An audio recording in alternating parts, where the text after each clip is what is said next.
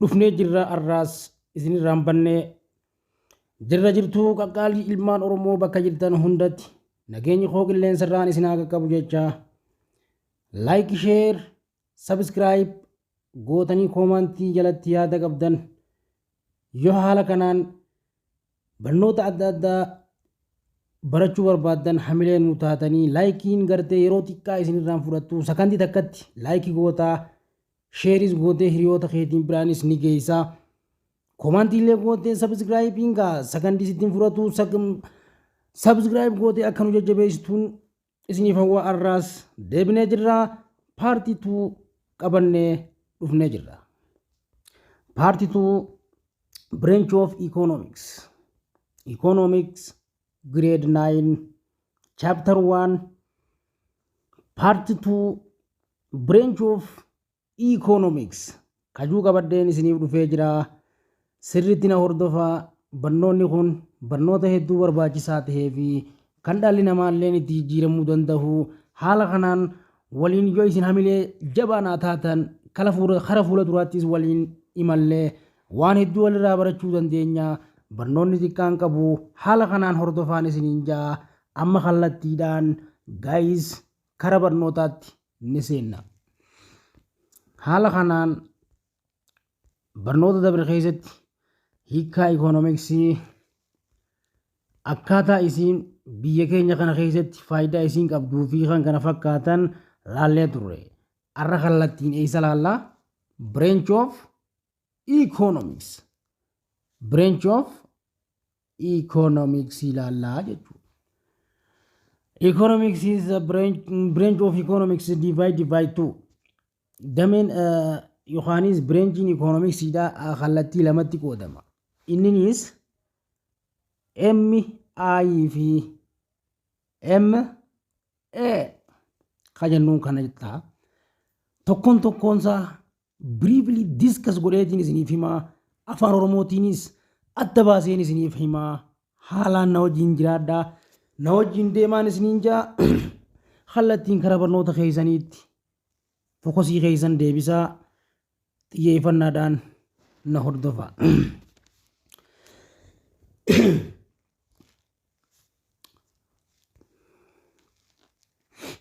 The field of scope of economics is growing rapidly and has come to encompass a wide range of them. Asirratti jechuudha. According different new branch of subjects have emerged over time. The same branch are development economics, environmental economics, industrial economics, international economics, labor economics, mathematical economics, mandatory economics, welfare economics, resource economics, behavioral economics, and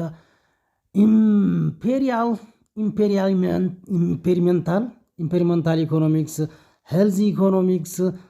In the modern economics, on the other hand, is built on 2 major branch. Okay. Isaan amma dubbadde kun hundinuu branch lamatti addaan bahanii jechuudha. Wanni inni jechuu gahee inni economicsiin isaan amma dubbanne kana industirii keessaayis gahee guddaa qabaa. Akka internaashinaaliitti illee ni qabaa. Laaborii keessatti laabaariin ammaa beekamaadha kun beezisaatii. Mathematical economicsiinis isaa wajjin mandatory economics illee akkasumatti isaa wajjin isaan kun hundinuu isaanii wajjin maal qabanii hariiroo cimaa qaban jechuudha. Modern economics on what the other hand built 2 major branch. Isaan kun hundinuu meejarii lamaan kanaa waliin hidhata waliin qabu jechuudha. However, foundation of the modern economics rests on 2 of major branch. Damee meejarii taate lama qaba. Namely macroeconomics and microeconomics and macroeconomics. Haala kanaan barnoonni kun barnoota ijoodha jechuudha. Hogga deemtanii yuunivarsiitii dheeytan fiildii of danteen jechuudha. Maakiroonis fiildii mataa isaatii qabaa, maayikirooliin akkasumatti fiildii mataa isaatii qabaa jechuudha. Inni nu koorsiidhatti bee jechuudha. Semisteera irratti ni fudhata. Sana gisee itti dheeytanii harkita. Haala kanaan dameen lamaan kun damee konseptii damee maas very importantii taatee gurra kee qaqqabii dhageeffadhu. Haala kanaan gara maayikiroo ikoonomiksiitti ni seenna. MI kajanneen kana jechuudha.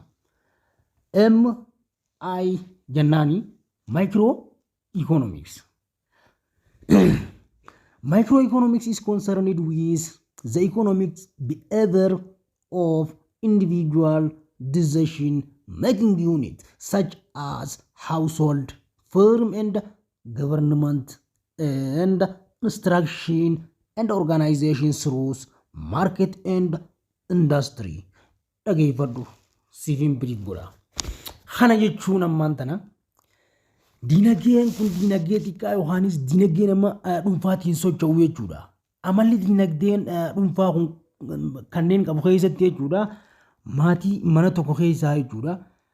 Maatiin mana tokkoo yookaanis mootummaa tokkoon walqunnamtii isaa karaa gabaabaan, karaa indaastirii, karaa kallattii hundaanuu jechuudha. Hariiroo inni isaa wajjin qabu sochii isaa hunda karamiin geggeessa? Karaa dhuunfaatiin geggeessa. Namni dhuunfaatiis karaa mootummaa waliin daldala isaa yeroo geggeessutti jechuudha. Namni dhuunfaa daldala karaa dhuunfaa isaatiin hoggaa geggeeffatu jechuudha. Inni kun kallattumaan jechuudha. Maatiin tokko karaa dhuunfaatiin daldala isaa hojii fedhe irra bobba'ee kan geggeessu yoo ta'e inni hojiin akkanaa kun microeconomicsii jennaan. Individual decision making dha inni. Haala kanaan jechuudha. Inni kun dinagdee dhuunfaa yookaanis householdii tokko yookaanis firmii tokkooti. Inni kun household and the firm, the decision and how they interact in specific market. For example isaa dhageeffadhu. For example isaadhaa fakkeenyaaf sochiin dinagdee jechuudha. Faayidaa oomishaa dhaabbilee yookaanis indaastirii galii nama dhuunfaatiin kan murteeffamu asirratti jechuudha. Dhageeffadhu obboleessa kiyya. Wanti asirratti jechuudha. Sochiin asirratti taasifamu kamuu jechuudha. Kan nama dhuunfaatiin gaggeeffamu jechuudha. Akkamitti? Siifin dhageessa. For example, kootu na jala kallattumatti na jala deem. For example, economic activity of consumer, producer, a firm and industry.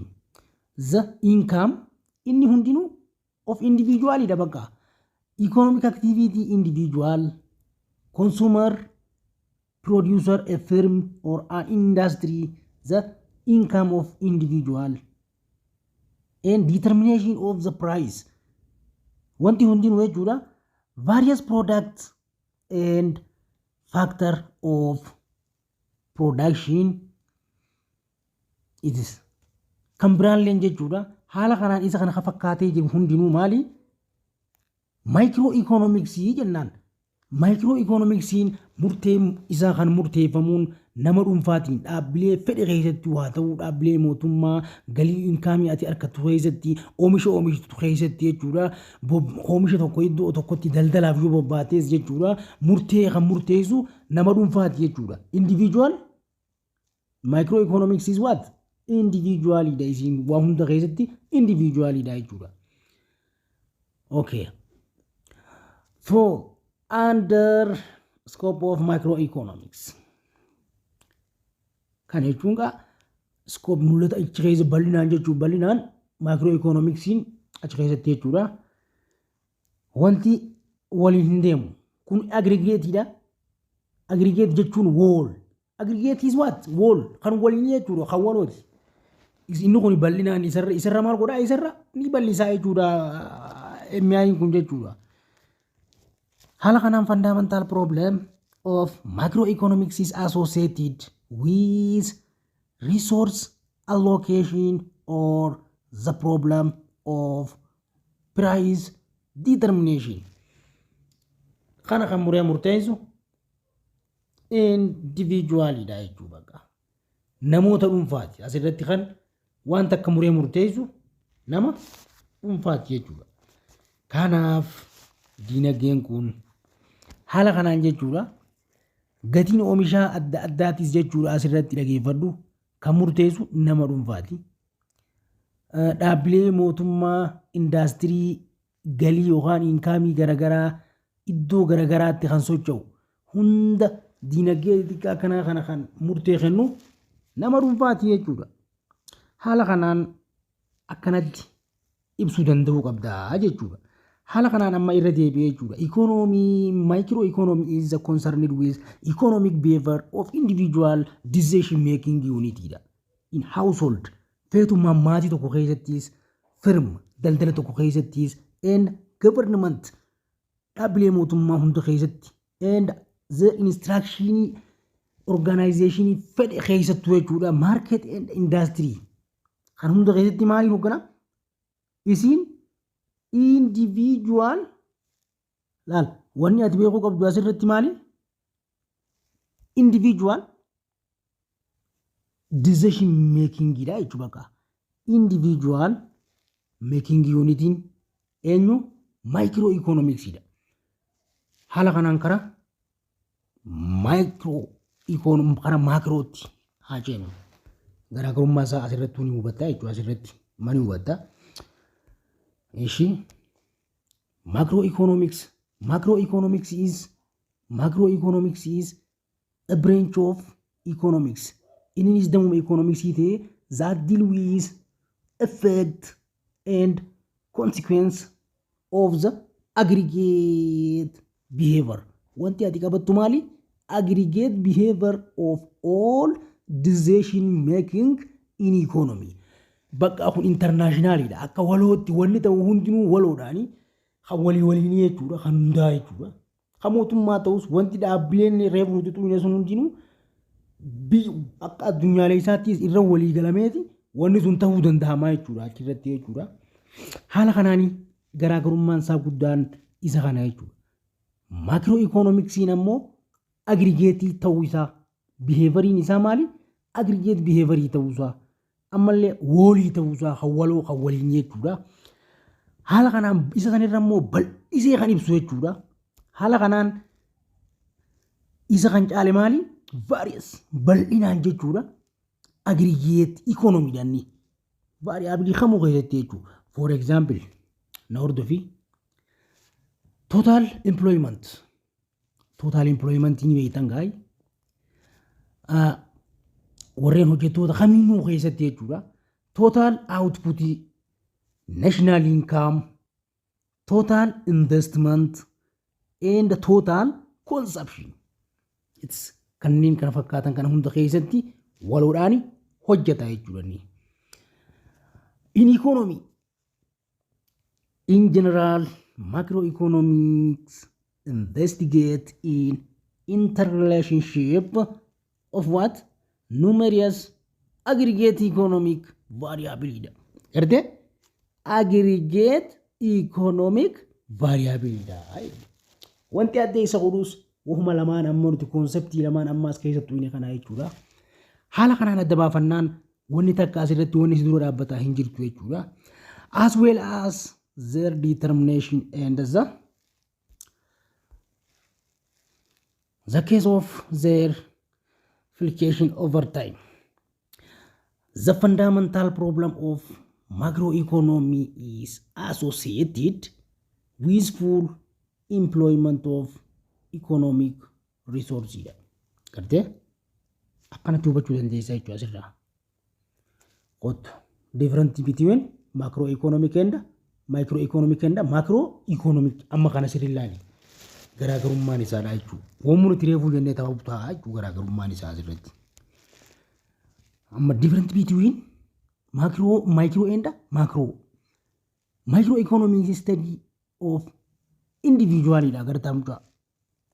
Macroeconomy is what? Garaagarummaa isaa jechuudha. Fatanaa irratti isin dhufa hoggas dhufe akkamitti deebistaa jechuudha.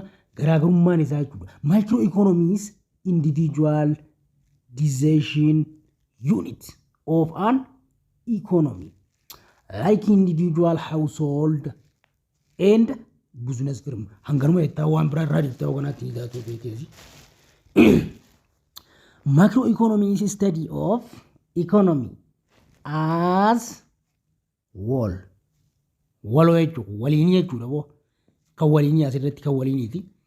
And it is focus is study of branch economy wide.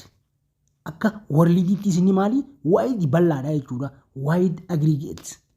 Kan waliinii kan nama hundaa jechuudha. For example, when we study the price determination, murteen gatii tokkootis waliin murtaa'e jechuudha. Commodity fedhe keessattuu jechuudha.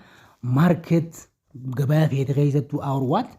Study in the micro analysis and treated microeconomics, but if study trend of the general price level of commodity over time in country or study in the macro analysis trend by what? Macroeconomics. Haala kanaan qabatte taanaan barumsi kun si duran dhaabbatu barumsa salphaa yoo atummaan xiyyeeffannaatti kennite barumsi akkanaa ammaas nama faayidaa namaa qabu hin jiru. Note boss jarri lachuu jechuudha amma asirratti ilaala. Isaan lamaanuu jechuudha yoo kan ilaallu taane amma asirratti jechuudha. Hootugaa yoo kan ilaallu taane jechuudha. Macroeconomics and what? Microeconomics and macroeconomics are complementary to each other. Amma asirra wanni ati beekuu qabdu garee lamaa waliif vice versa jechuudha. Maali? Faallaa waliif. Maal jedha asirratti? Irra deebi ilaala asirratti. Macroeconomics and macroeconomy is what? Are complementary to each other. Garee lamaan faallaa waliif jechuudha. Vice versa jechuudha. Other word karaa biraatiin hoggaa jecha biraatiin hoggaa ibsamu jechuudha. Macroeconomics cannot be studied independently of the microeconomics. Amma sidi dhageeffadha. Table 1.1 summary in the main difference between macro and micro and macro. Amma asirratti teebilii kana laallee dabarfannaa jechuudha. Teebiliin kunis very important dha. Hot. Haala kanaan inni maal jedha? Sirina dhageeffadhu. Study individual economic unit in an economy. Asirratti jechuudha. Micro jalatti jechuudha. Micro jalatti wanti kun amma vice versa yookaanis complementary waliif faallaadha jenne. Each otheridha waliif kan garaagaraati jenne. Kanaaf jechuudha. Wanni ati asirra ilaaluu qabdu maali? Micro economy jalatti study individual economic unit in the economy. Dinagdeen achi jalatti jiru hundinuu dinagdee dhuunfaa keessanii ni qorata. Bakka dinagdee ilma nama dhuunfaatiin dhimma nama dhuunfaatiin qoratamu jenne karee fuuchoolitti jennetti sirriitti akeekkadhu sitti isin jara jiru akka siif galuutiin si himalleedha. Yoo siin gallee koomaantii jalatti naan gallee akkanaa bifa jijjiiradhu seera isteepii kee jijjiiradhu jechaadha. Jala deemtee akka hordoftuun si beeksisa. Inni lammaffaa qabxii lammaffaa deal with income price output. Kana jechuun galiin yookaanis gatiin oomisha tokkoo kan ilaallatu jechuudha. Kan murteessu dhimma nama dhuunfaatiin jenne egaa kunis qabdeemi. Steeppiin sadaffaa jechuudha. Tokkoffaa finne lammaffaallee finne sadaffaa. Central problem is price. Amma asirratti yookaan rakkoo giddu galeessaa yookaan gatii murteessuu jechuudha. Amma magaalaa takka irratti amma gatii jireenyi maarree ta'e gatii takka kan murteessu ta'e inni kun determineetiin asirraa kan murteessu maali? Mootummaa giddu galeessa godhatee nama dhuunfaatiin jechuudha. Murteeffachuu danda'a nama dhuunfaa murteeffata waan kanaas. Fakkeenyaaf meeshaa takka murteeffachuuf jechuudha. Meeshaalee ijoo ta'e fedhii fi dhiyeessa meeshaalee adda addaa kan jiru jira. Sababoota kanneeniif dhiyeessa kanarratti wanni kun murtaa'uu qaba. Wanni kun ta'uu qaba. Jettee waliin taatee wanni ati murteessitu jechuudha. Eenyu ilaallata? Microeconomics ilaallata jechuudha. Inni afuraffaadha. The main tools are demand and amma ga dhiyeessa gaa kun amma dhiyeessa jechuun yeetan demand and supply gatii dhiyeessaa fi amma fakkeenyaaf nama barbaadaa fi jechuudha dhiyeessaa amma gatii kana namichi sirraa bituudhaaf koonsumariin kee kasi barbaadu jechuudha sirraa itti fayyadamaa ta'ee dhiyeessa ati immoo dhiyeessaa taatee hogga supply gootee dhiyeessitee fi particular commodity asirrattis kan murteessu waliin taatanii jechuudha nama dhuunfaati kan murteessu jechuudha individualidha wanni hundinuu asirratti jechuudha haala kanaan steepii shanaffaadhaa maal jaa it is help to solve the central problem of what who and for what whom to produce seera economicsii sadeensan jechuudha serial location question kenne santu as keessatti jechuudha isa kanaas eenyu kan murteessu achirratti individual household yohin individual government individual isaan kana keessatti dubbatamaa jechuudha kana jechuun amma gaalaal meeshaaleen ijoonja shanaffaa jechuudha solve wanni asirratti giddu galeessaan jechuudha furtuu garagaraa rakkoon takka yoo si mudate rakkoo kanaaf furmaata akkamii akka keessu akkamitti waan kana goona maaliif waan kana goona akkamitti waan kana goona maaliif ammoo waan kana goona jettanii waliin irra murteessuu danda'u jechuudha asirratti help rakkoo san furuuf jechuudha help to solve rakkoo sana furuuf the central problem of what how and for whom to produce haala kanaan privilege ibsaa jechuudha stepping jaffaadha qotuga discuss how equilibrium of consumer producer or and what industry is attained amma asirratti gaa madaaliin fayyadamaa oomishaa yookaanis industirii tokko keessatti akkamitti akka argamu irratti mari'attee jechuudha waan san waliin akka inni itti dhufu irratti waliin dubbachuu jechuudha waan kana nuuf haa ta'u jettee murteessitee waan san irratti apply gootee murteessuu jechuudha for example price of tea gatii xaafii tokko magaalaa irratti kana nuuf ta'uu qaba jettee irra waliif gallaan gurgurachuufis tahee bitachuufis tahee jechuudha kun isa kana laallata price of orange gatii burtukaanaa income galiisaa jechuudha average saving of caalaa jarri lamaan haala itti jechuu haala dhimma dhuunfaa isaaniitti haala itti qusachuu qaban irratti akka mataa isaaniitti itti fayyadaman jechuudha haala kanaan maayikiroo ikoonoomii xumurree jirraa amma karaa maakiroo ikoonoomii yookaanis wall aggregate kajanneen san jechuudha study economy as wall and it is aggregate jedhanii gabaabumatti hawwaliin jechuudha laal wall hawwalii galaa akka addunyaatti internationally and aggregate nama hunda hirmaachise hawwaloo jechuudha inni tokkoffaan kanaaje waa'ee dhimma isaa sanii kan ibse jechuudha inni lammaffaa step 2 deals with national income akka addunyaatti jechuudha and output and the general price level sadarkaa galii price waliigalaa yoo akka biyyaatti jechuudha kanarratti kan murtee laatu jechuudha step sadaffaa it is central problem is determination of level of income and employment amma kana sirrii ilaaluu qabda amma asirratti jechuudha wanti kun asirratti rakkoo giddu galeessaa jechuudha karaa itti irra mari'atanii furuu danda'an haala salphaatiin jechuudha waan kanarratti akka biyyoolessaatti waliin deemanii waan kana gaggeessan jechuudha steepin afuraffaa it is main tools are aggregate demand is aggregated and aggregate supply amma demand supply ni asirratti aggregate jechuudha gama sirratti individual hin jenne asirratti immoo isuma sanuttu isa san sirritti hiiknaan jarri aggregateuma fi woliidhaan wal dhaba malee kun individual haa ta'u kun ammoo akka internationalitti wolii haa ta'u malee wanti inni himaa jiru uummata akka jechuudha waan silaa nama dhuunfaatiin ta'u san asitti akka guutuu biyyoolessaatti waliin jechuudha mootummaa waliinis ta'ee nama dhuunfaa waliin jechuudha osoo nama tokko addaan hin hambisin murtee hundarratti waliin kan murteessan jechuudha haala kanaan main tools in aggregate demand and supply aggregate ture and economy as whole akka wali galaatti jechuudha. 5 step in akkas jaa help to solve the central problem of full employment of resource in the economy, deal with the determination amma asirratti dura osoo step jaffaatiin seenne shanaffaa dhageeffadhu akkuma reefuutti solve central problem rakkoo jiddu galeessummaan kan dhufe jechuudha.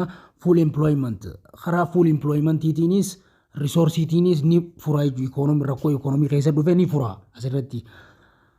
Inni stepin jaffaa 6 stepin deal with in the determination of equilibrium income and employment at aggregate isa state balance godha jechuudha asirratti malaal fakkeenyaaf wanta ta'u hunda maal godha state balance godha asirratti hunda wal qixxeessaa jechuudha addaan hin fo'u gartee equilibrium jechuun state balance or income maaltu asirratti income nama hundaafuu zassee wal qixxaa jechuudha asirratti zassee mas state balance for example GDP gross domestic product of Ethiopian general price level in Ethiopia hala murtee gatii GDP dha jechuudha. Gross domestic product irratti murtee wayii tokko yoo murteessite jechuudha. Murtee san irratti murteen sun nama hundaafuu state balance dha jechuudha. Equilibrium wal qixa jechuudha. Hala kanaan barnoonni keenya har'aas kana fakkaataa xiqqoo isiniif qoonnaa barnoota biraa qabannee part 3 qabannee isiniif dhiyaannaa part 3 boodaan chapter 2 seennaa haala kanaan isin yoo nu jajjabeessitanii like share subscribe yoollee tuutanii haala kanaan barumsa gahaa guyyaa guyyaan akka nurraa argattaniif hedduu isin afeerraa gizee biraa barnoota biraa qabannee walitti dachaana waan ta'eef barnoonni keenya har'aa kanumaan xumuramaa nagaan nu jiraadhaan afeerraa keenya nagaan tura.